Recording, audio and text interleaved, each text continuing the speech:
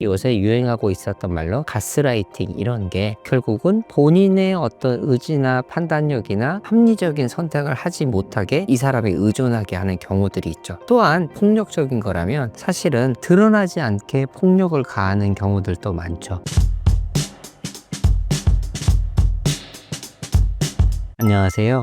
저는 용산에 있는 오늘정신건강의학과 의원의 양용준 원장입니다. 여러분들이 저를 초대해 주셔서 너무 감사드립니다. 또한 저도 실제로 쿠크닥스라고 하는 정신건강에 관한 거의 모든 것을 다루고 있는 채널을 운영하고 있습니다. 저 말고도 이선아 원장님, 또 조성 원장님과 함께 전반적인 이런 것들을 다루고 있으니 저희 채널도 많이 사랑해 주시고, 제가 다시 한번 이 신사임당 채널에서 제가 할 수 있는 한 성실하게 말씀을 좀 나눠보도록 하겠습니다. 좋은 사람이라고 착각하기 쉽지만 피해야 하는 사람의 특징은 무엇인가요? 이게 참 어려운 질문이죠. 보통 처음에는 좋은 사람인 줄 알았는데 이게 참 오래되다 보니까 결국 내가 피폐해져 있어요. 그래서 이게 나중에 돼서야 알아차리실 수 있는 경우들이 굉장히 많아서요. 이런 것들이 저희가 주의해야 될 상황인 것 같기는 합니다. 그러면 이게 나중에 알아버리면 너무 힘드니까 그럼 그 중간에 뭐가 이렇게 제일 위험한 요소일까라고 했을 때, 저는 제일 중요한 건 내 자아라고 하는 내 자신에 있는 영역을 침범을 해서, 물론 이제 뭐 사적인 부분 이런 걸 수도 있지만 그거보다는 좀 더 깊이 내면적인 부분까지 침범을 해서 나를 망가뜨리고 내 삶을 피폐하게 하는 그런 시도나 이런 요소들이 있는 경우가 제일 문제되는 경우라고 할 수 있겠습니다. 예를 들면 그 연인의 경우를 한번 봐보죠. 맨날 "야, 네가 예민해서 그래. 너는 나만 믿어. 나 말고 제대로 너를 이해해 주는 사람은 이 세상에 나밖에 없어. 심지어 너네 부모님들도 너한테 잘못한 거야." 라고 하면서 마치 이 사람에게 점점점 연인에게 의존하게 하거나, 그리고 본인의 어떤 판단력을 흐리게 하는 경우들이 굉장히 많죠. 그래서 소위 요새 유행하고 있었던 말로 가스라이팅 이런 게 결국은 본인의 어떤 의지나 판단력이나 이런 합리적인 선택을 하지 못하게 점점 더 이 사람에 의존하게 하는 경우들이 있죠. 또한 겉으로 드러나는 경우가 폭력적인 거라면 사실은 드러나지 않게 폭력을 가하는 경우들도 많죠. 혹은 아주 위협을 한다거나, 사실은 자살을 암시하거나, 혹은 이런 위험한 행동들을 해서 결국 못 떠나가게 만들어 버리는 이런 경우들이 위험한 연애라고 할 수 있겠고요. 또한 소위 이제 부모님들과의 관계에 있어서도 다들 이제 저희는 20세 성인이 되면 부모로부터 독립을 해야 된다고 생각을 합니다. 독립이라는 건 물론 기본적으로 경제적인 게 바탕이 되어야지만 그 외에도 나 혼자 스스로 설 수 있는, 성인으로 지낼 수 있는 이런 게 독립이라고 생각하는데, 어떤 경우에는 부모님이 이전에 하던 방식대로 계속 간섭을 하는 경우가 있어요. 간섭을 해서 뭘 해도 이렇게 도와주는 게 사실은 도와주는 게 아니죠.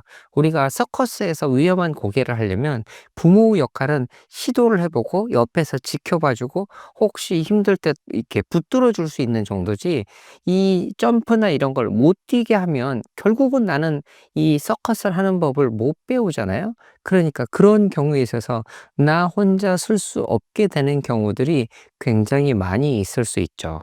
그리고 독립의 이슈 외에도 나중에 부모가 자녀에게 너무 많이 기대하는 경우들도 있습니다. 어떤 경우냐면 "내가 이렇게 키워줬는데 너 이것도 못 해줘? 야, 남들은 새로 최신 폰 나오면 해 준다는데 이건 해 줘야지. 야, 내가 채널 그거 하나 못 받아서 되겠어?" 라고 하는 게, 결국은 저는 부모 역할은, 부모가 자식을 낳았다면 자녀가 성인으로 잘 성장할 수 있도록 돕고, 그게 본인의 역할을 다 한 거고 본인이 해야 될 의무이자 책임, 그게 다라고 생각합니다.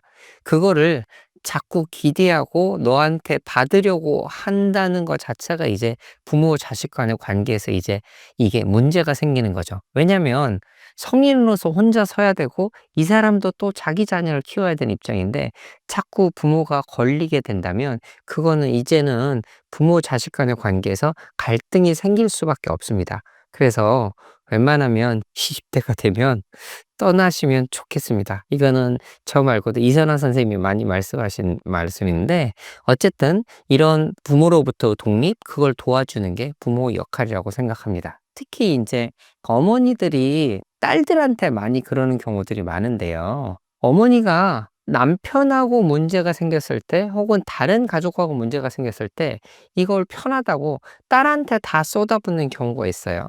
그러면 딸은 힘들어 이러고 남편 욕을 하지만 딸로서는 아버지잖아요. 그런 걸 듣는 게 기분 좋을 리가 없죠. 그런데 자꾸 그렇게 얘기하면 딸도 힘들어지는데 엄마는 이렇게 얘기하면 딸이 굉장히 곤란해지죠. "내가 딸한테도 못하겠어." 그러면 내가 어떻게 누구한테 얘기하겠어. 사실은 남편과의 문제는 본인이 해결하셔야죠. 왜냐면 나랑 남편이랑 둘 사이에서 관계에서 일어난 일이니까. 그걸 자녀한테 전가시키면 안 됩니다. 남편도 마찬가지이긴 하지만 보통은 어머니들이 많이 자녀, 특히 딸에게 이제 요구하는 경우들이 많으니까요.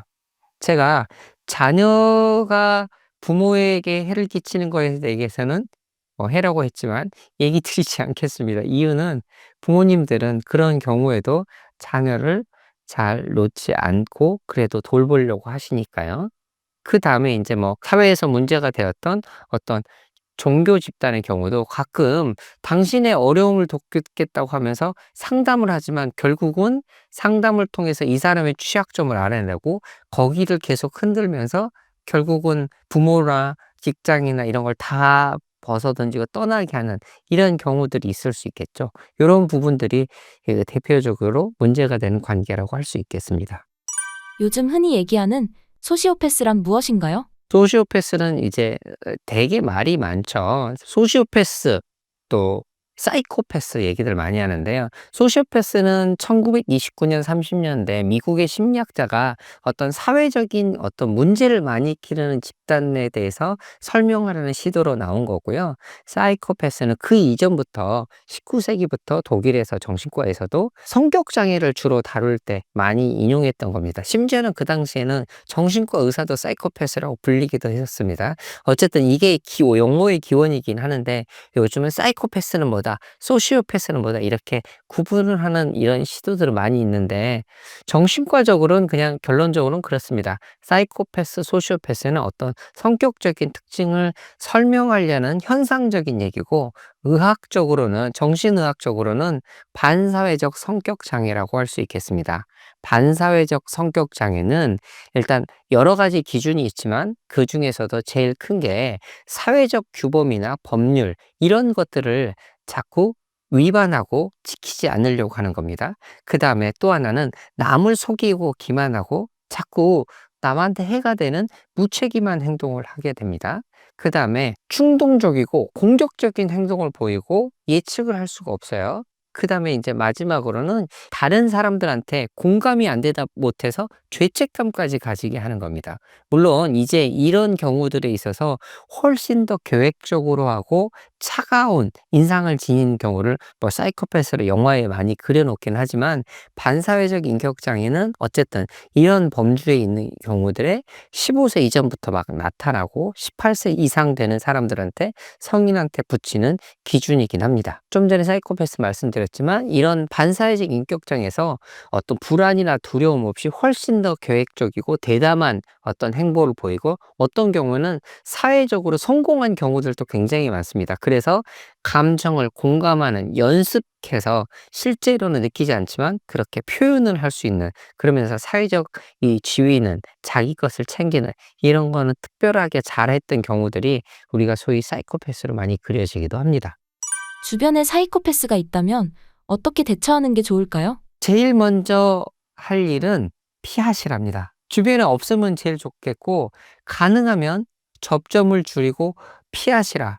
그런데 간혹 아까 사회적 이 어떤 성공이나 이런 게 있어서 나의 상사나 주변에 이런 사람들이 혹은 관계에 있어서 벗어날 수 없는 경우들이 있을 수는 있죠. 그런 경우가 참 문제이죠.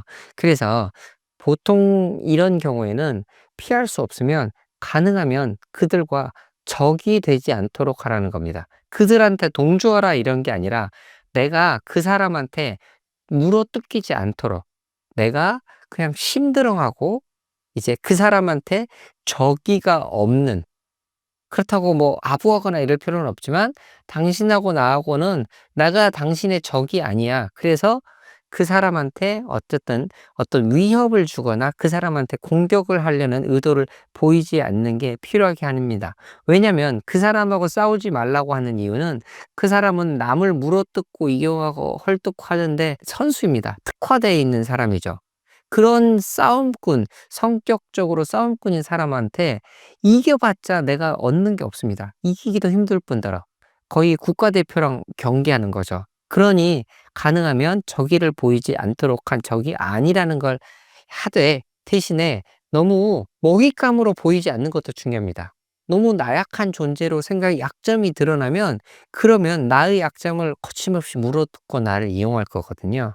그러니 적의를 보이진 않지만 그렇다고 해서 나의 나약함을 보이지 말고 가능한 거리를 두고 나의 사적인 영역을 침범하지 않도록 경계를 두고 그렇게 거리를 두시라. 이게 제일 중요한 요소인 것 같습니다. 그런데 그럼에도 불구하고 이 사람이 자꾸 나한테 계속 침범할 것 같다면 그러면 이런 경계를 설정해 둔 거에 침범하지 않도록 신호를 주는데도 안 된다면 내가 신뢰할 수 있는, 믿을 수 있는 가족이나 혹은 제일 내가 오래전부터 봐왔고 나한테 어떤 내가 신의가 있는 사람에게 도움을 청하시면 좋겠고 판단을 좀 협조를 좀 구하시면 좋겠습니다. 내가 그 사람한테 이용당하면서 나도 합리적인 판단을 못할 수도 있으니까요. 주변에서 어떤 경우가 있었냐면 "이런 사람이야"라고 오래전에 제일 친한 친구가 얘기를 해 줬어요. 그 바로 전날에. 그런데 까맣게 잊고 나중에 아주 오랜 시간이 지나서 "아 그런 얘기를 나한테 했었어?" 그런 경우가 있죠. 그때는 일단 콩깍지가 씌어서 잘 못 봤던 경우지만 어쨌든 항상 주변에 신뢰할 만한 사람한테 꼭 이제 귀 기울이는 연습을 하시고, 그럼에도 불구하고 이게 잘 안 된다면 반드시 법적인 도움도 필요하실 것 같습니다.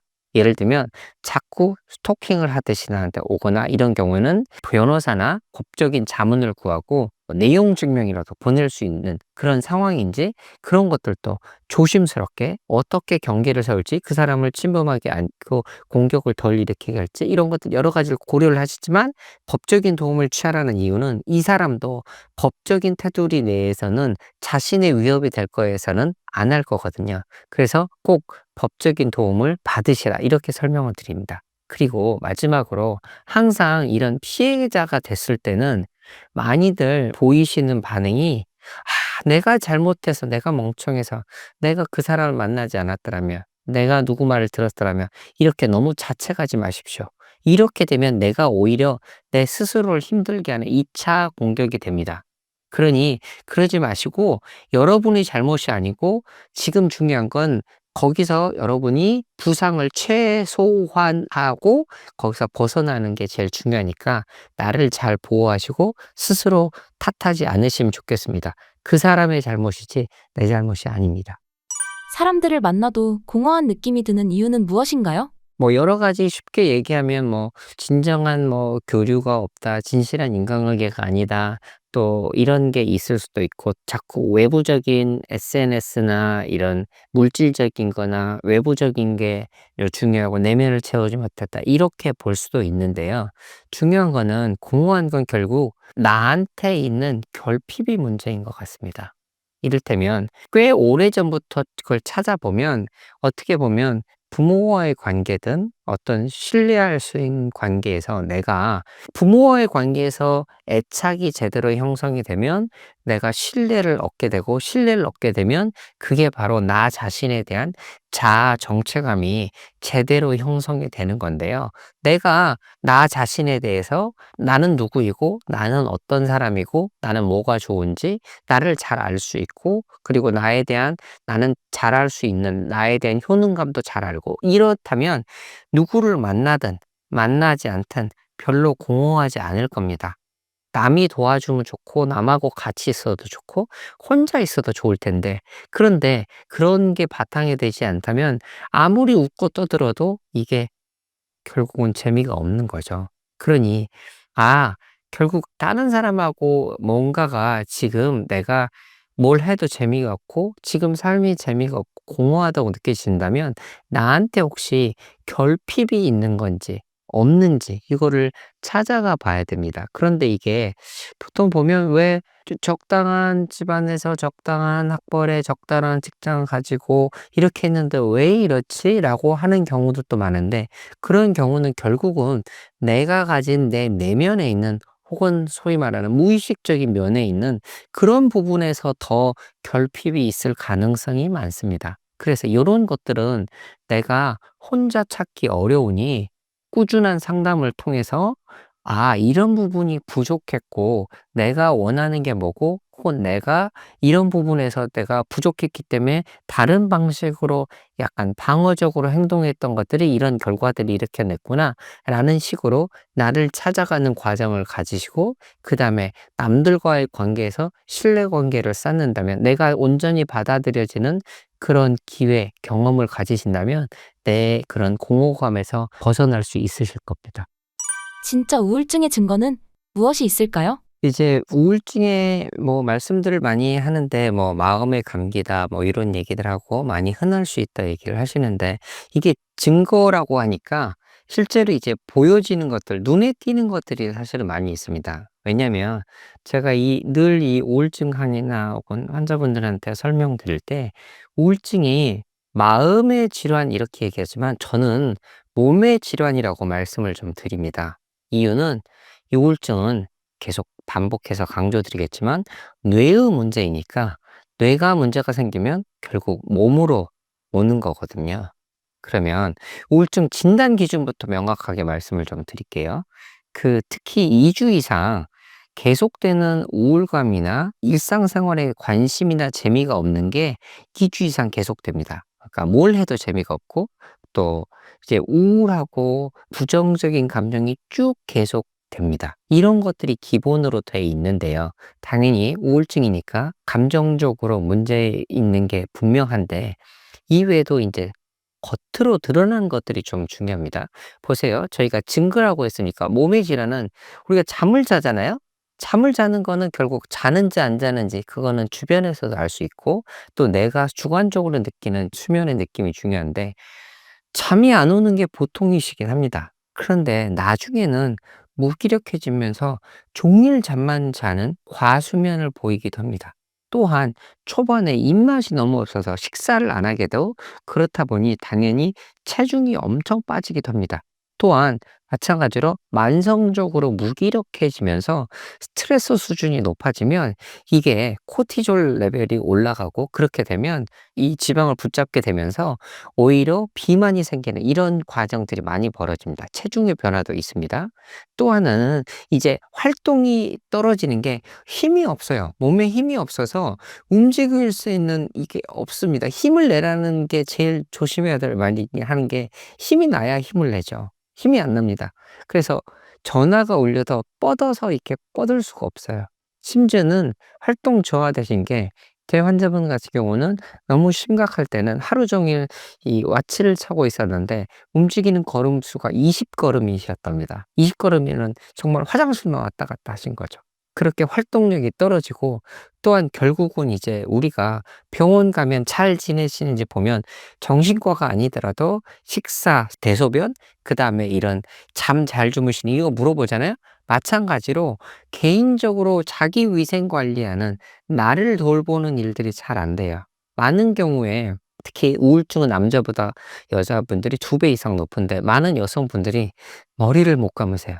왜냐하면 머리가 길고 이걸 씻고 말리고 이런 과정들을 너무 이런 거조차도 버거운 거죠. 그러니 이 방 치우는 건 물론이고 머리를 못 감고 자기를 이렇게 가꾸는 거를 못하게 되십니다. 그런 부분이 이제 자기 돌봄도 안 되고, 또한 이제 나중에는 인제 인지 기능 이런 것도 일단 보여주는 어떤 성과물들도 안 나오게 되는데, 다시 한번 말씀드리지만 뇌의 기능이 떨어지고 그렇게 되면서 몸으로 나타나는 여러 가지 증거들이 있습니다. 지금 말씀드린 것들이 다 진단 기준에 해당되는 내용입니다. 그러니 우울증은 몸의 질환으로 알고 몸을 치료하기 위해서 좀 더 적극적으로 개입하시는 게 좋을 것 같긴 합니다. 우울증에 잘 걸리는 사람들의 특징은 무엇인가요? 내향적인 사람들 혹은 외향적인 사람들 뭐 요런 얘기들도 있고 그런데요. 일단은 이 정신과에서 이런 얘기들은 전체적으로는 바이오 사이코 소셜한 모델을 많이 얘기합니다. 사람이 살아가는 거는 결국 생물학적인 나 자신 바이오, 그다음에 머리의 어떤 정서적인 심리적인 요런 부분이 사이코라고 하고, 소셜은 사회적인 관계 이런 부분들입니다. 요 모든 것들이 통합돼서 고려를 해 보아야죠. 그러면 생물학적으로 봤을 때 특히 유전적인 게 이렇다면, 부모에게서 어떤 정서 장애가 있다면 자녀도 정서 장애가 될 확률이 2배 이상 높습니다. 이게 꼭 유전이 된다 이런 얘기는 아니지만 유전적으로 확률도 높아지고, 당연히 부모의 유전적인 요소들이 환경에까지 영향을 미쳐서 내가 자녀도 받게 되는 환경까지 영향을 받지만, 결국은 유전적인 소인들도 꽤 많이 이제 영향을 끼친다고 할 수 있겠습니다. 그다음에 또 하나는 환경적으로 보면 이게 사회 경제적 수준하고 관계가 없습니다. 그러니까 부자라고 안 걸리는 게 아니고 가난하다고 더 많이 걸리는 건 아닙니다. 대신에 이게 교과서적인 얘기입니다. 그리고 오히려 도시보다 시골 지역에서 더 많이 걸리는 질환이기도 합니다. 예상 밖이죠. 그래서 인제 이런 경우는 어쩌면 어떤 이런 게 환경적인 사회적인 관계 문제에서 일어나지 않을까 싶기도 하고, 어떤 사회적인 기본적인 인프라 이런 구조들이 잘 갖춰지지 않았기 때문에 그럴 수도 있고, 어느 날 명절이 아닐 때 시골을 가 봤더니 정말 촌에 갔더니 쓸쓸함이 좀 느껴지는 경우들이 있더라고요. 요런 부분들도 어떤 영향을 끼치지 않을까 싶은데, 반면에 노년기는 우리나라에서 노년층의 우울증은 굉장히 높거든요. 다른 나라에 비해서도 훨씬 높은데, 그래서 노년 이 고독사 혹은 여기에는 자살도 많이 있는데, 그런데 이 노년층의 경우에는 또 사회 경제적 수준과 관련이 많이 있습니다. 그래서 저소득층에서는 문제가 많이 있을 수 있으니 저소득층에 대한 사회적인 관심이 있어야 되는 거고요. 또 하나는 인제 이게 사회적인 배경 얘기를 드렸는데, 환경적인 게 실제로 이제 사건이 일어나면, 생활사가 일어나면 당연히 우울증에 더 노출이 되기 쉽습니다. 이를테면 제일 큰 게 11세 이전, 그럴 때 부모를 잃어버린 경우는 사실은 세상이 무너지는 일이죠.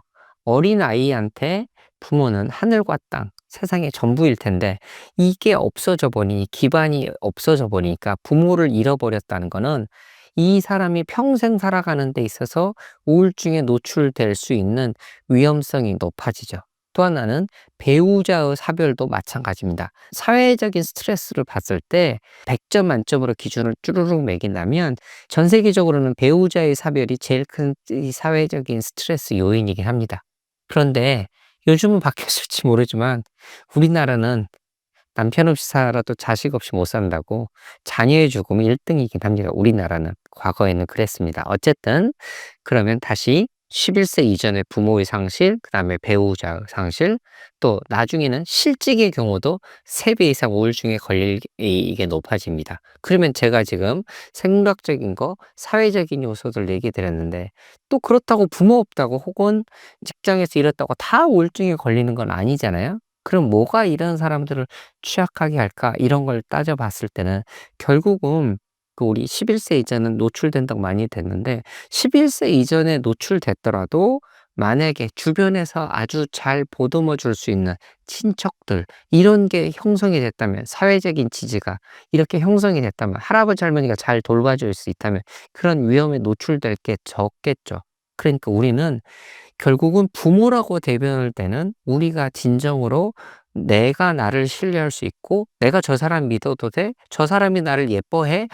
너 예쁘다. 귀엽다. 착하다. 어우 너무 이렇게 잘하니?'라고 했을 때 그런 거를 받아들이는 게 결국은 '아 나는 사랑받을 만한 존재이구나.'라는 거를 느끼게 됩니다. 그러면 그게 바로 나 자신에 대한 자신감, 신뢰감, 나 자아 정체감이죠.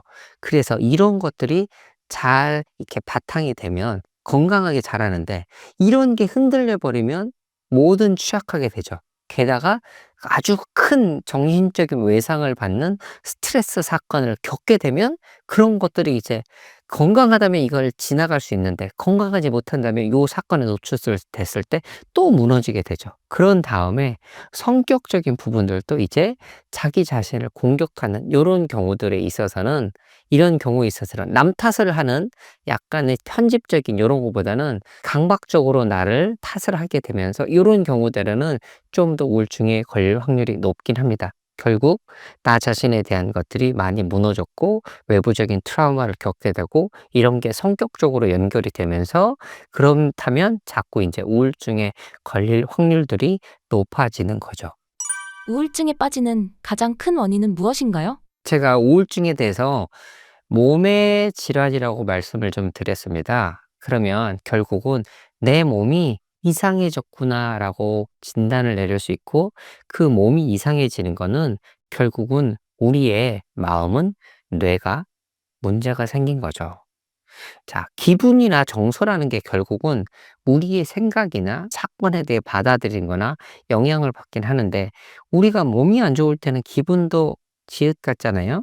그렇게 되고 기분도 안 좋아지고 또 똑같은 현상을 보더라도 부정적으로 보게 되는 심리 기제가 작동을 하게 됩니다. 그렇다면 아, 내가 지금 세상을 대하거나 나 자신에 대한 거나 이런 것들이 결국은 지금 어떻게든 계속 흔들리고 있거나 그러면 지금 우울증이라는 질병에 노출된 거는 결국은 나한테 있는 어떤 근본적인 어떤 어려움이나 이런 게 잘 겪을 수 있지만 "원인은 뭐냐?"라고 했으면 원인은 뇌의 문제인 거죠.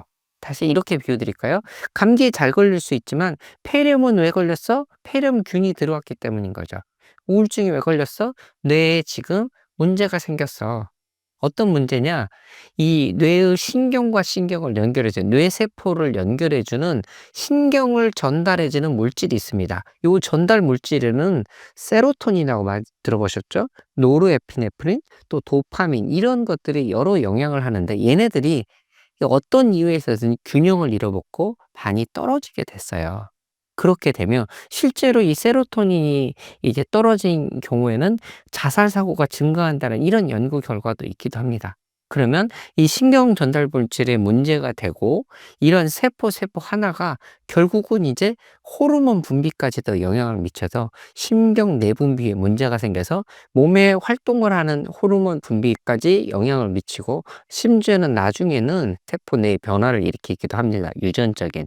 그러니까 결국은 아 이거는 몸의 질환, 뇌의 문제가 발생을 했구나. 이게 가장 큰 원인이라고 할 수 있겠습니다. 그런데 이 문제가 뭐냐면 우리 몸은 약해질 수도 있어요.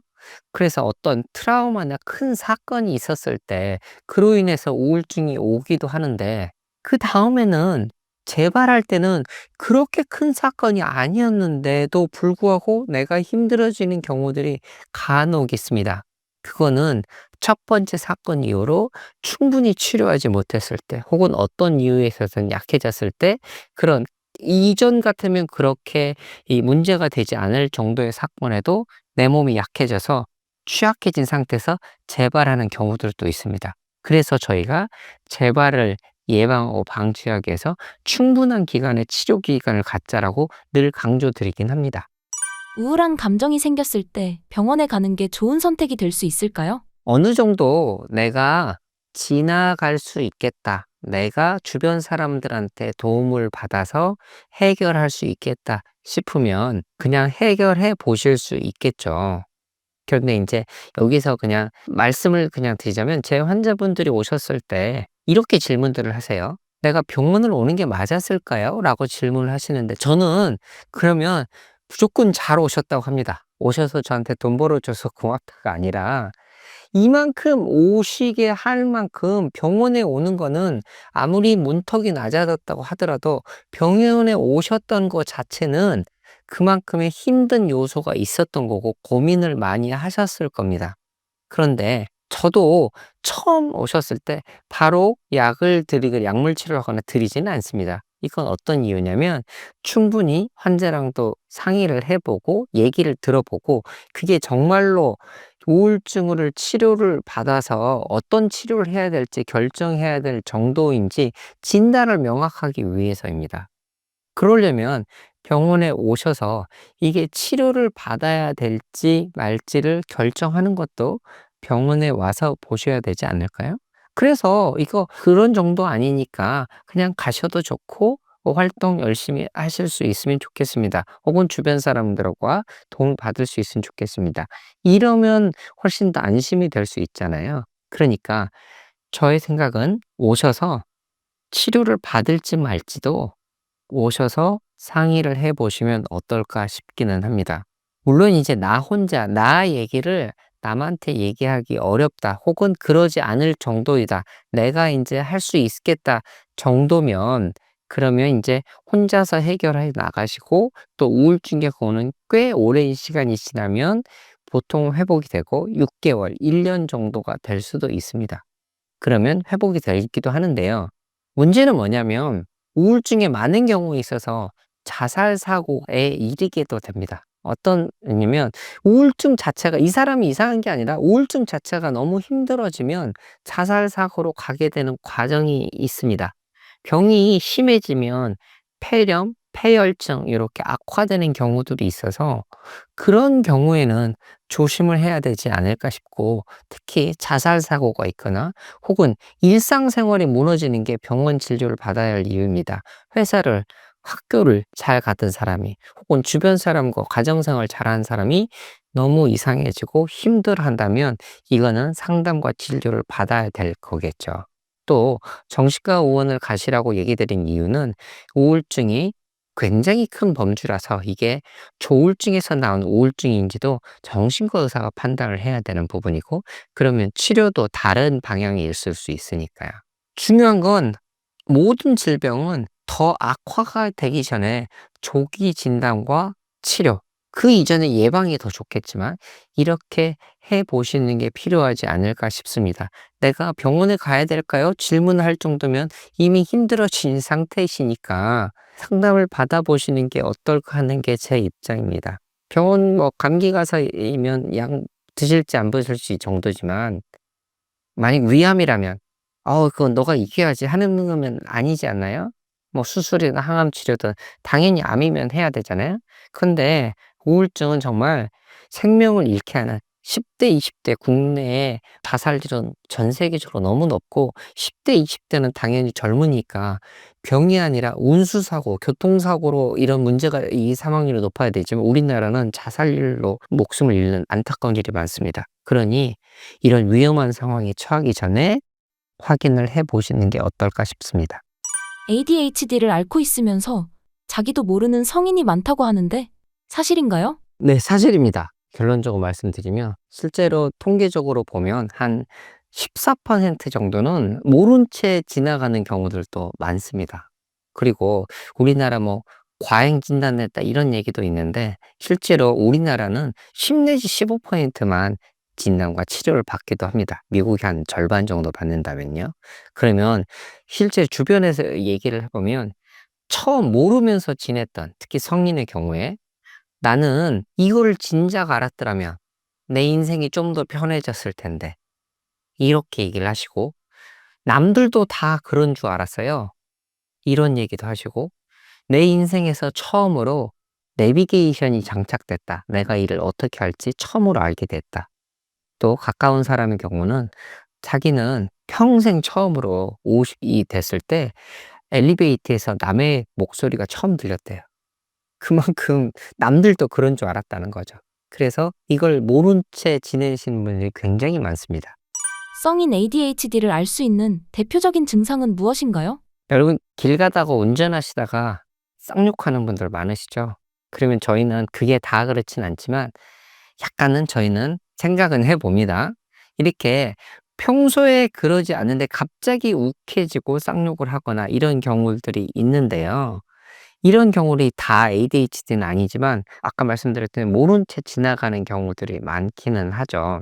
그런데 인제 이거를 이제 충동적인 부분에서 봤던 거고, 성인의 경우는 쪼끔 더 핵심적인 걸로 보면 보통 인제 모르고 지나다가 문제가 되는 거는 일을 하실 때 일이 자기가 원하는 만큼 잘 진행이 되지 않은 경우들이 많고, 주변에서 자꾸 문제나 항의가 이루어지는 경우들이 많이 있기는 합니다. 이를테면 일의 경우에 있어서 순서나 마무리를 못하는 경우가 굉장히 많습니다. 그리고 이게 체계적으로 진행하지 못하고, 그다음에 약속이나 이런 거를 잘 못 지키기도 합니다. 그리고 또 엄청 많이 미룹니다. 이게 예전에는 게으르다 이렇게라도 했겠지만, 이거는 이유는 어떻게 보면 이게 미루고 이 못하는 게 시작을 못하는 게 병입니다. 이게 병입니다 정말. 미루다가 하다가 허둥지둥하게 되는, 마지막 일요일 밤에 밤새게 되는 이런 경우들이 왕왕 있거든요. 이게 어쨌든 추동을 하게 해 주는 고런 부분에서 문제가 있어서 그게 시작이 안 되는 경우들이 굉장히 많습니다. 이런 거, 그다음에 잘 순서대로 정리 못하고 집안이 잘 정리가 안 돼 있거나 물건을 맨날 잃어버린다거나 에어팟을 자꾸 잃어버리시는 분들 많으시죠? 엄청 많죠. 맨날 핸드폰 찾고. 이게 현대인들의 문제이기도 하지만 결국은 우리는 집중력이나 주의력이 기준보다 훨씬 떨어지는 경우들이 많이 있습니다. 이런 게 인제 계속되면 문제가 뭐가 되냐면 자꾸 주변에서 뭐라고 비난과 이렇게 받게 돼서 결국 나 자신에 대한 자기 확신이 없어져요. 그리고 불안해지거나 우울해지거나 의기소침해지거나 대인관계에 위축되기도 하고 그렇습니다. 산만한 아이와 ADHD 아이를 구분할 수 있는 확실한 방법은 무엇인가요? 학교를 가기 전에는 잘 두드러지지 않습니다. 실제로 약물 처방은 만 6 세부터 시작되니까요. 그러니까 학교 가기 전에 유치원은 잘 놀아야 되는 거고 소수를 보기 때문에 잘 드러나지 않아요. 그런데 유치원 선생님들도 오래 하시다 보니까 이 아이는 조금 이렇게 보는 경우들이 있어요. 뭐냐면 일 순서대로 아이들은 조심스럽게 순서를 지켜서 자기 거 하도록 많이 배우고 하는데 그걸 못 참고 툭 튀어나가 버려요. 남의 거를 뺏거나 자기 순서를 못 기다리거나 막 떼를 너무 많이 쓴다거나 그렇게 되는 경우들이 좀 있죠. 그러다가 제일 많이 드러나는 거는 초등학교 가서입니다. 예를 들면 어린이집이나 유치원에서 좀 받아지는 경우가 많았지만 학교에서는 그런 시스템이 아니잖아요. 게다가 40분 꼬박 앉아 있어야 되니까 그럴 수가 없는 거죠. 그러니까 그런 경우에 특히 이제 초등학교 1학년 때 많이 드러나기 시작합니다. 그럴 때는 이제 막 갑자기 막 돌아다닌다거나 혹은 중학년, 고학년이 돼서도 뭔가를 그때는 돌아다니진 않지만 학교 선생님 수업에 멍 때린다거나 불쑥불쑥 끼어든다거나 어떤 남의 얘기를 못 듣는다거나 이런 경우들이 많이 있습니다. 그래서 산만한 게 초등학교 1학년, 2학년 때 드러났다면 산만하지 않지만 집중하지 못하고 딴 생각을 하고 되고 소위 말하는 조용한 ADHD라고 하는데, 그런 경우에 있어서는 잘 드러나지 않아서 나중에 발견되기도 하고 특히 여학생의 경우는 더 그렇기도 합니다. 그런데 인제 굳이 인제 어린아이가 산만한 거, 아이가 활동적인 건 당연해야 되니까 그렇긴 한데, 그런 아이들하고 특히 다른 건 예를 들면 숙제를 예를 들면 문장 2개를 만드는데 3 시간이 걸린다면 그거는 어려움이 있을 수 있죠. 그거는 이제 도움을 받아야 되는 경우들이 있을 수 있습니다. 또한 이 닦고 옷 갈아입고 뭘 해야 되는 게 제 나이 때, 너무 어린 나이 말고요. 제 나이 때 정도면 보통은 이 해낼 수 있어야 되는데 이런 발달 수준을 비교해 봤을 때 전혀 안 이루어진다. 또한 지도 감독이 있음에도 불구하고 부모하고 계속 이거를 부딪히고 싸우고 지도 감독이 있는데도 불구하고 못하는 경우에는 요런 경우에는 확인을 해 봐야 될 것 같긴 합니다. ADHD에 대해 흔히 하는 착각과 진실은 어떤 것이 있나요? 여러 가지가 있을 수 있는데요. 제일 큰 게 인제 '남자애들은 다 그래. 크면 괜찮아져.' 네. 괜찮아지긴 합니다.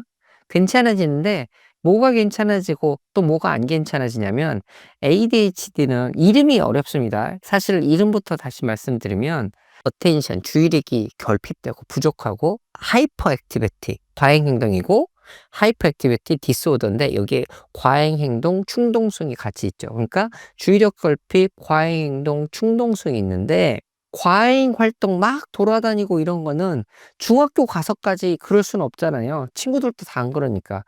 그래서 초등학교 저학년 때 있지만 그게 인제 점점점 줄어드니까 옛날에는 "거 봐 크면 다 괜찮아졌지." 했지만 안 돌아다니고 손을 꼼지락거리고 있어요. 계속 꼼지락거리고 발투투투투 하고 계속 이거 손톱 뜯고 이런 경우들이 있는 거죠. 그러니까 과하게 활동하는 건 줄어들었지만 충동적인 거나 특히 문제가 되는 거는 성인이 돼서는 주의력 결핍, 주의가 결핍돼서 일을 제대로 해내지 못하거나 아까 말씀드렸던 성인의 경우에 드러나는 일로서 드러나는 요런 부분에서 문제는 커집니다.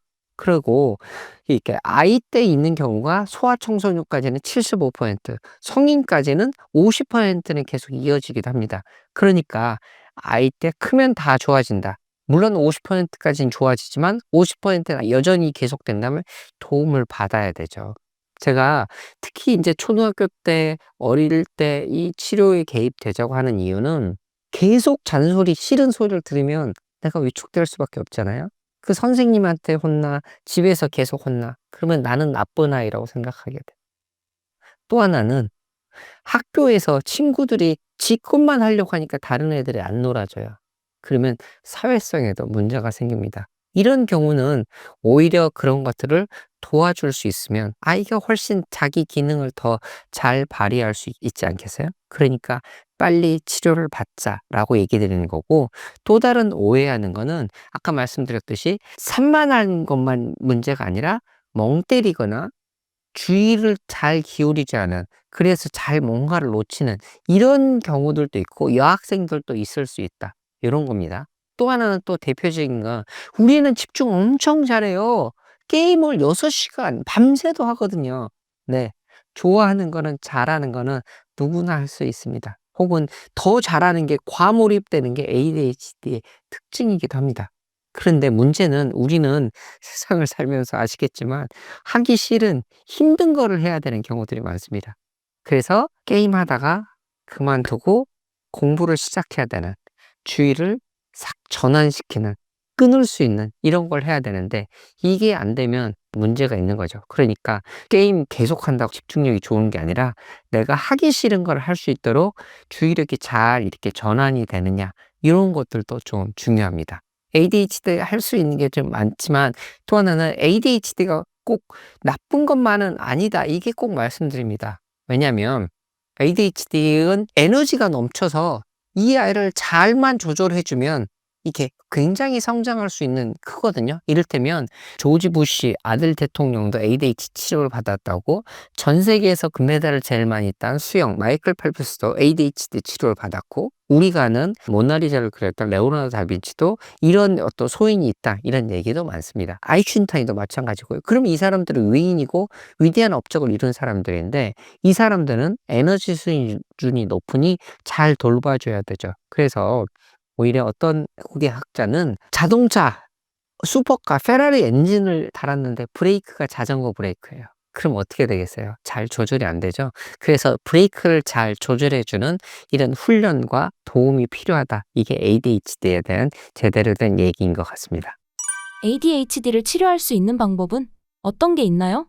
치료는 이 ADHD가 정확히 그런 정도가 맞다고 진단이 됐다면 치료의 1번은 약물 치료입니다. 제가 이거는 정말로 강조드리고 싶습니다.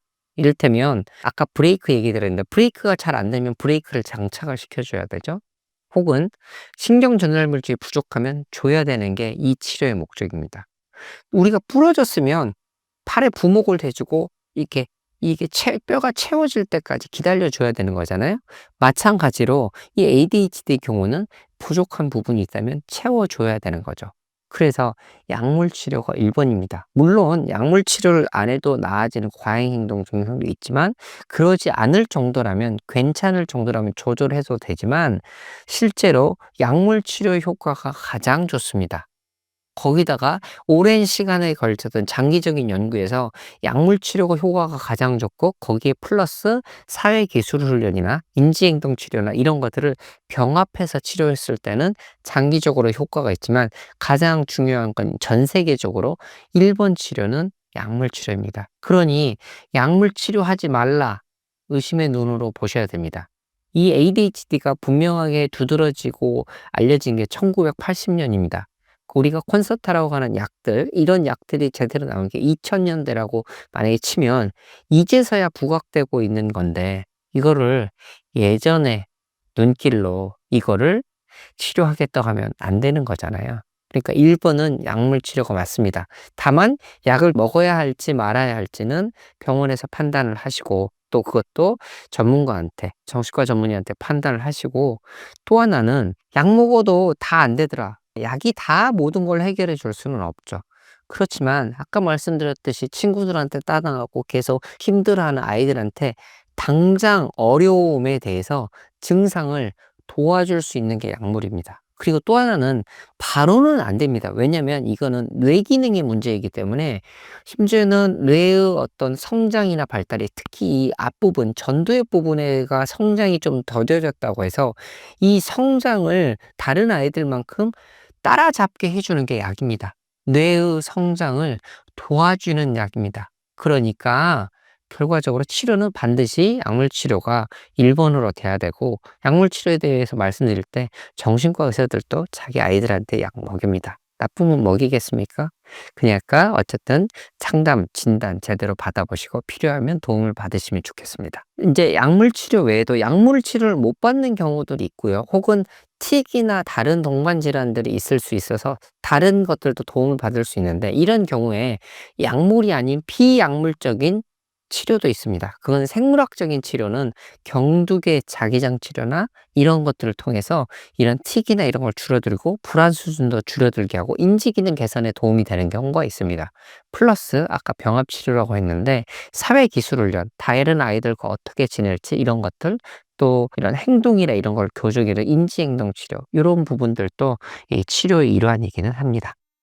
공황장애의 원인과 증상은 어떤 것이 있을까요? 공황장애는 요약적으로 말씀드리면 위험하지 않은 상황인데, 이 위험하지 않은 상황을 위험하다고 잘못 생각하면 몸이 그렇게 반응을 하게 됩니다. 그래서 정말로 죽을 것 같다는 느낌이 들면서 온몸이 반응하는 심리적인, 생리학적인 반응을 공황장애라고 할 수 있겠습니다.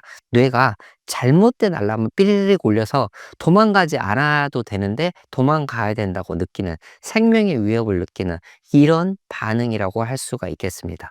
원인은 말씀드렸듯이 아까 오작동이라고 얘기를 드렸죠. 보통 이제 우리 몸을 작동시키는 기제는 우리가 도망을 가야 되는 경우들이 있습니다. 도망을 가는 거는 예를 들면 우리가 숲속에서 맹수를 만났다면, 호랑이를 만났다면 생각을 해볼까요? 만약에 저 호랑이는 350km고 저가 30m, 30m가 아니라 60m, 100m로 달리지라고 생각하고 있으면 이미 끝났죠. 그러니까 그게 아니고 엄마야 하면서 나도 모르게 생각 안 하고 뛰어가고 도망가고 이렇게 하는 게 우리 몸의 자연스러운 반응인데, 이거를 해주는 게, 항진시켜주는 게, 우리 몸을 이렇게 세우는 게 교감이고, 천천히 늘어뜨리고 이런 게 이완인데, 이런 긴장과 이완을 해야 되는 게 잘 조절이 안 되는, 이게 자율신경인데, 자율신경에 문제가 발생했고, 그 문제가 발생한 건 이유는 뭐냐? 그거는 뇌 기능에서 신호 전달 체계,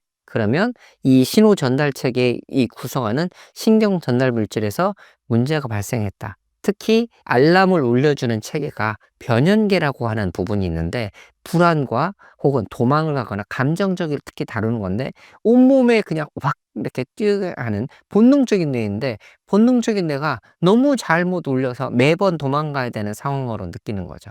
실제로 예전에 우리 불안이나 이런 것들은 우리를 살아남게 하는 데 도움이 되는 요소였습니다. 이를테면 옛날에 맹수가 많았던 시절 동굴에서 살았다면 무슨 바스락거리는 소리가 나면 경계를 해야 되는 게 생존에 훨씬 유리했죠. "어우 무지개 너무 예뻐." 이렇게 보는 것보다는요. 그런데 이런 체계가 현대에서는 그게 아닌데도 불구하고 지하철이 이렇게 달려오면 맹수가 달려오는 것처럼 잘못 느끼고, 이런 것들이 내가 위협되지 않는 상황에 대해서 위협이라고 느끼는 게 문제가 되고, 이게 이제 공황장애, 몸으로 나타나는 거죠.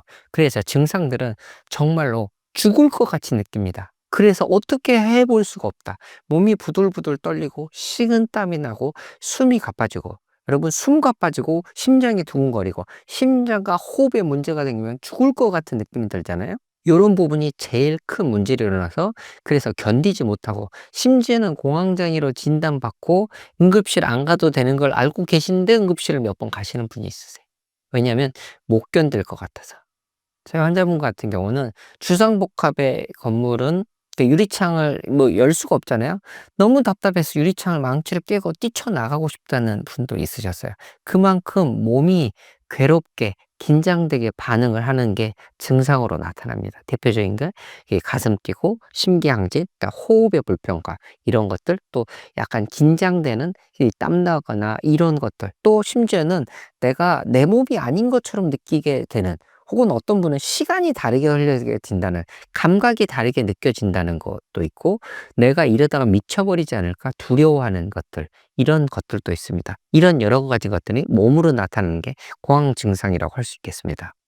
공황장애에 유독 연예인이 많이 걸리는 이유는 무엇인가요? 제가 연예인의 생활을 잘은 모르지만, 근데 이제 보통 연예인뿐만 아니라 방송계에 계시는 분들이 많이들 오세요, 실제로. 이런 것들이 환경적인 게 굉장히 급박하게 돌아가는, 말씀드린 대로 교감신경을 계속해서 자극해 주는, 노출되는 상황들이 훨씬 더 환경적인 문제가 있는 것 같긴 합니다. 그런데 연예인의 경우는 이제 이런 심리적인 해석도 할 수 있겠습니다. 내가 나인 채로 살지 못하고 계속해서 긴장되고 대중이 바라는 그런 거에 맞춰서 마스크를 낀 채로 사는데, 그게 계속되는 거죠. 내가 나인 채로 지내지 못하고 계속 긴장되고 되다 보니 그런 것들이 나를 나 자신으로서 살지 못하는 상황에서 이게 과부하가 걸리고, 그런 것들이 어떤 이런 몸의 반응으로 나타나지 않았을까, 심리적인 원인을 추론해 보기도 합니다. 공황장애를 치료하는 방법은 무엇이 있을까요? 공황장애는 약물 치료의 반응이 굉장히 좋은 질환입니다. 그래서 금방 드시면 금방 없어지는데 재발이 잦기도 합니다.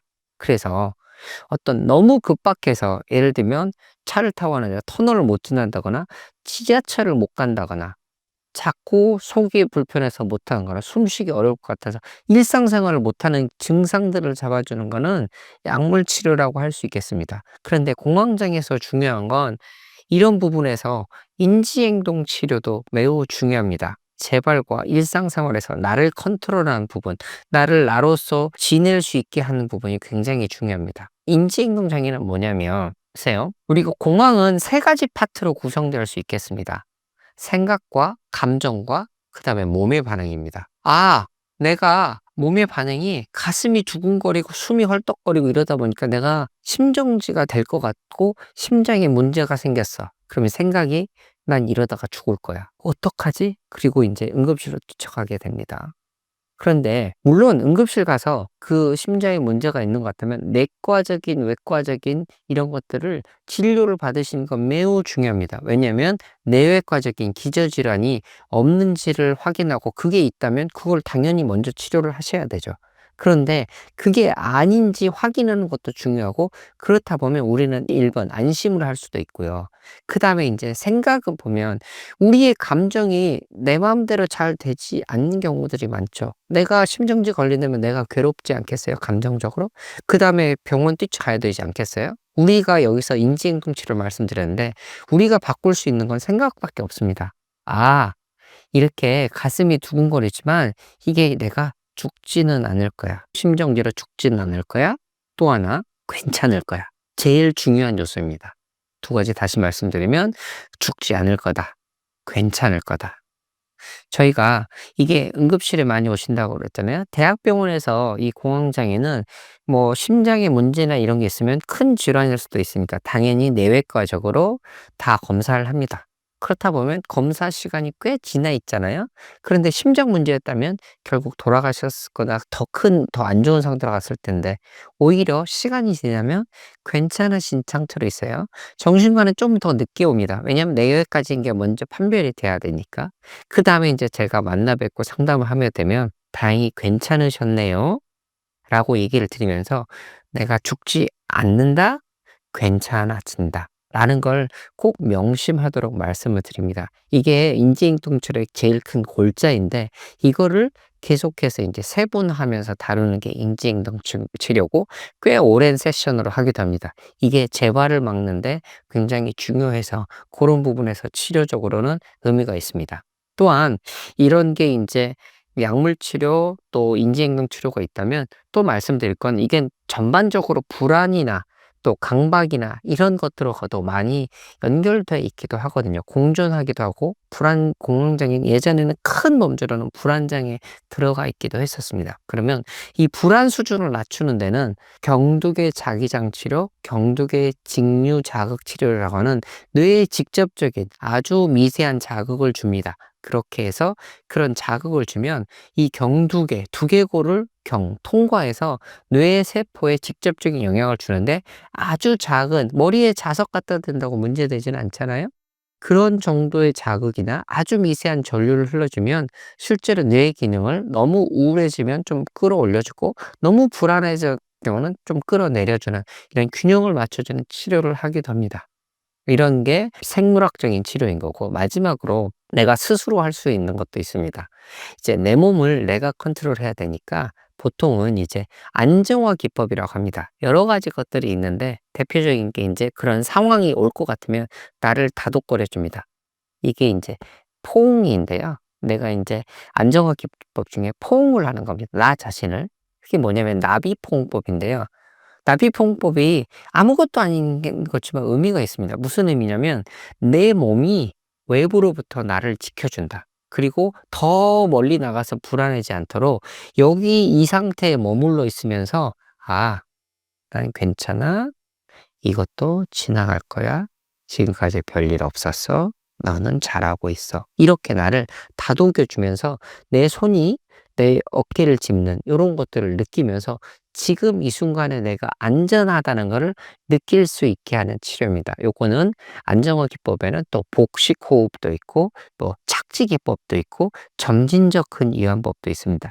여러 가지 기법들이 있는데 안정화 기법을 찾아보시면 이런 것들이 이제 공황장애, 공황 발작이 일어나기 전에 미리 해볼 수 있는 겁니다. 또한 저희 외래에서 직접 이제 호흡법을 말씀드리는데 이 제가 복식 호흡인지 이 외래에서 간단하게 하는 제일 좋은 기법인 것 같기도 합니다. 왜냐하면 이 불안이나 우울할 때도 여러 가지로 쓸 수 있고 왜 이 호흡법이 신체적으로 의미가 있냐면 이게 공황장애는 신체 질환인데 신체로 느껴지는 건데 이 배 안에는 이완을 담당하는 수용체가 뇌 다음으로 많이 있습니다. 그러니까 뇌가 기능이 작동이 안 되니까 배에 이렇게 자극을 줍니다. 자극을 이완하는 자극이죠. 코로 깊게 들이마셔서 배에 풍선을 불듯이 이 배 횡격막을 숨쉬는 근육을 아래로 끌어내려 줘서 배를 풍선처럼 만들고 다시 천천히 두 배로 이렇게 내쉬는 이런 복식 호흡을 하시면 뇌의 이완을 담당하는 수용체들이 이 자극이 되면서 내 몸이 편안하게 좀 될 수가 있습니다. 대신에 이거는 자기 전에 한 30번 정도 한 세트로 해서 매일 연습을 하시면 이런 게 실제로 낮 시간 동안에 일어날 때 직접적으로 써볼 수도 있고 심지어 공황장애는 아무것도 없는 아무 문제가 없이 제일 편안한 상태에 누워있을 때 자려고 할 때 더 많이 일어나거든요. 그러니까 밤에 복식 호흡을 연습해 보는 거는 매우 도움이 됩니다. 커피로 인해 불면증을 겪는 분들이 많은데 이분들께 해주실 수 있는 말씀이 있을까요? 커피는 카페인이 들어 있습니다. 카페인이 들어 있어서 아메리카노 기준으로 두세 잔 정도까지는 괜찮은데 특히 또 오후 2-3시 전까지는 괜찮은데 커피는 잠을 시작하는 잠드는 데도 어려움이 있고 잠을 유지하는 데도 문제가 있고 마지막 깨우는 것도 일찍 깨웁니다. 실제로 "난 커피 마셔도 잘 자."라고 하지만 실제적으로는 깊이 못 자는 경우도 있고 많이 깨기도 하십니다. 그러니 커피, 카페인은 잠에 영향을 끼칩니다. 카페인이 깨우는 거잖아요. 그러니 수면에 영향을 끼칠 수밖에 없죠. 그러니까 너무 늦은 시간에, 그래서 하루에 두세 잔 이상은 사람마다 다르긴 하지만 그건 주의를 하셔야 되고요. 수면에서 보통 저희가 제일 먼저 말씀드리는 거는 잠이 안 와에 대해서 고민하는 분들한테 꼭 여쭤봅니다. "몇 시에 주무셨어요?" 라고 하면 "아우 제가 잠이 안 와서 2 시, 3 시, 4 시에 잤어요." "그럼 몇 시에 일어나셨어요?" "어제 잠을 못 자서 12 시에 일어났어요." 하루에 24 시간입니다. 24 시간이면 8로 쪼개면 8, 3, 24. 8 시간 단위로 한번 봐 보죠. 우리가 8 시간을 기준으로 잔다고 하면 보통 우리가 12 시에 자서 8 시에 일어나는 게 보통이라고 생각을 해 보면, 만약에 내가 잠을 못 자서 12 시가 아니라 4 시에 잤는데 4 시에 자면 아침에 8 시가 아니라 9 시, 10 시, 11 시, 12 시, 12 시에 일어나는 게 맞는 거잖아요. 그게 맞다는 게, 12 시에 주무셨으면 16 시간 지나서 새벽 4 시에 잠이 오는 게 맞습니다. 그러니 내가 잠을 못 자면 일찍 자려고 이똥해도 안 됩니다. 못 잡니다. 우리 몸은 차분하게 천천히 늘어져서 자는 거니까. 그러니 자는 건 우리가 조절할 수 없으니 일어나시는 걸 조절하시라는 겁니다. 괴롭고 힘들어도 오히려 역설적으로 아침에 6 시에 잤든 7 시에 잤든 8 시에 잤든 최소한 10 시 아니면 9 시 아니면 8 시 정해진 시간에 일어나셔야 그게 수면이 밀리지 않습니다. 물론 다른 여러 가지 요소들도 있고 봐야 되지만, 너무 늦게 주무셔서 못 일어나신다면 알람을 100 개를 켜든 어찌 되었든 간에 무조건 일어나서 당장 괴롭더라도 하루 이틀, 길면 일주일 버티셔야 됩니다. 그래야 사이클을 찾아오고. 그러면 낮이 힘들 때는 어떡하나요? 버티셔야 됩니다. 죄송하지만. 낮잠을 오후 2 시 1 시간 반 이상 주무셔 버리면 깊은 잠까지 가게 되니까 그러면 또 밤에 또 못 자요. 그러니까 낮잠을 자지 않은 채로 버티고 힘들면 소파에서나 의자에서 잠깐 눈 붙이시고 그렇게 해서 버티셔서 아침을 동일하게 일어나시는 게 수면 패턴을 찾는 가장 기본입니다. 그 외에도 뭐 말씀드릴 게 많지만, 또 하나 중요한 건 요즘 현대인들 말씀하시니까 스마트폰은 블루 필터가 있다고 하지만 파란 파장이 나오는 경우들이 많다고 합니다. 하늘은 파랗잖아요. 우리 머리가 스마트폰 보면 낮이라고 생각해요. 게다가 또 계속 자극적인가 되니까 우리 머리를 쓰게 되는 거죠, 자극을. 우리는 컴퓨터처럼 머리가 너무 뜨거워지면 바로 잘 수가 없어요. 좀 천천히 이렇게 되면서 늘어지면서 잠을 자게 되니 밤에 스마트폰, 요즘은 TV 잘 안 보시지만 스마트폰 하지 않도록 하는 게 매우 중요하고, 재미없는 국부론 같은 책을 아주 낮은 조도에서 이렇게 침대에서 보지 마시고 그냥 책상에서나 소파에서 보시라. 그리고 잠이 올 때 들어가시라. 침대는 잠만 자는 곳. 침대에서 오래 누워 있지 마시고 침대에서 다른 활동, 밥 먹고 책 보고 통화하고 이렇게 스마트폰 하시면 머리는 침대가 자는 곳이라고 인식을 못 하게 됩니다. 그러니 스마트폰을 하지 않으시고 동일한 시간에 일어나시는 거, 또 낮잠 주무시지 않는 거, 이런 것들을 강조드리고 싶습니다.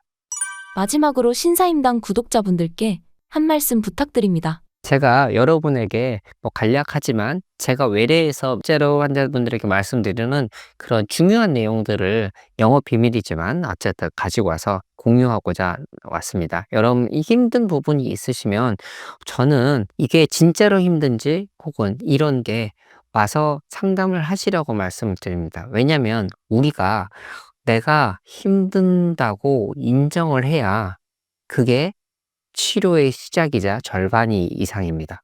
왜냐면 힘들다고 인정이 돼야 내가 내 스스로를 도울 수 있고 남이 남을 도운 것도 받아들일 수 있고 나중에는 나도 남을 도울 수 있게 됩니다. 그러니 좀 상담 꼭 받아보시고 여러분 필요한 사항들이 있으시면 댓글로 남겨주시면 좋겠습니다. 네, 감사합니다.